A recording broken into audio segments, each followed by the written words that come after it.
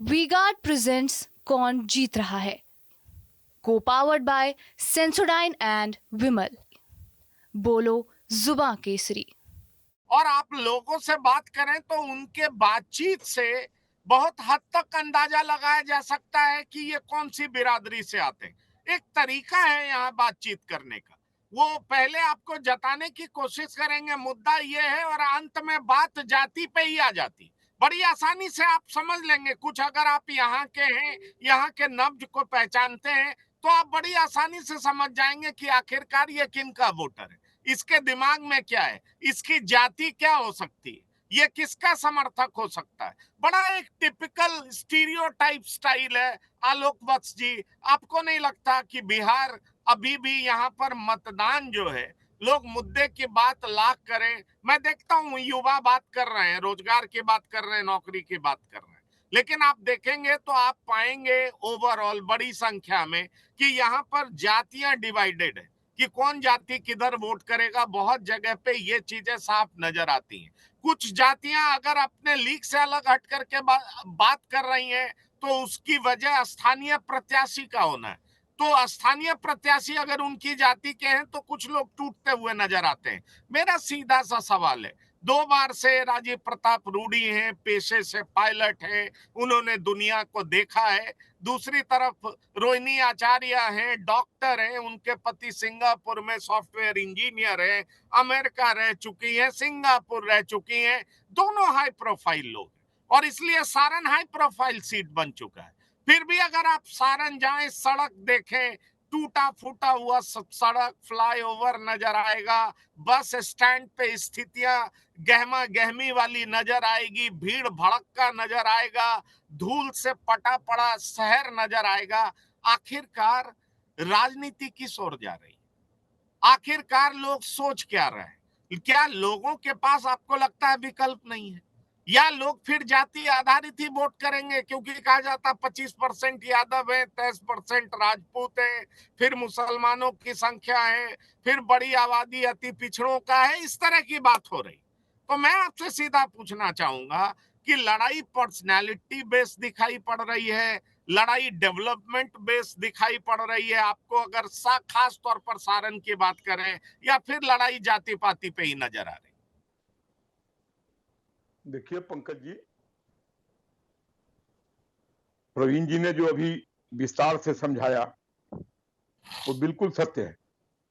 और रही बात बिहार में चुनाव की, मैं भी छपरा को थोड़ा बहुत जानता हूं, मेरी मां छपरा की थी, कि अंतोगत्वा शुद्ध जातिगत मामले पर वोटिंग होगा। अगर Bihar, mark my words Pankaj ji, development पर वोट देता होता तो आज इस स्थिति में नहीं होता जिस बदहाली स्थिति में है वो। एक भी इंडस्ट्री नहीं है वहां कायदे की। जहां जहां इन्होंने इंडस्ट्रियल एरिया खोला है वहां पर लोग मुर्गी और गाय और भैंस का पालन कर रहे हैं। बिहार में आज की स्थिति यह है। और आपने पर्टिकुलर सारण की बात की, तो राजीव प्रताप रूडी को 2 बार, अभी पिछले 2 बार से जीते हैं, लेकिन वो भी जनता के लिए वहां कुछ किए नहीं है। उनके पास गिनाने को कुछ भी नहीं है डेवलपमेंट के नाम पर, और उनका लिविंग स्टाइल एरिस्टोक्रेटिक है। एक आम कार्यकर्ता के लिए उनसे मिलना बहुत आसान काम। और दूसरी एक चीज जो दबे जुबान अंडर द ब्लैंकेट चल रही है सारण में नहीं पूरे बिहार में, कि नरेंद्र मोदी कैबिनेट से जो लोग हटाए गए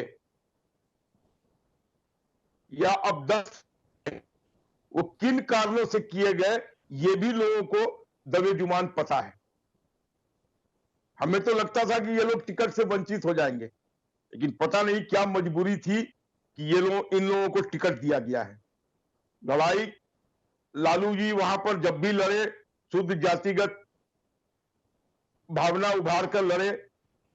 ठीक है, उन्होंने रेल मंत्री रहते हुए वहां पर एक फैक्ट्री की स्थापना करवाई, लेकिन अदरवाइज वो जहां खड़ा था छपरा वही खड़ा है।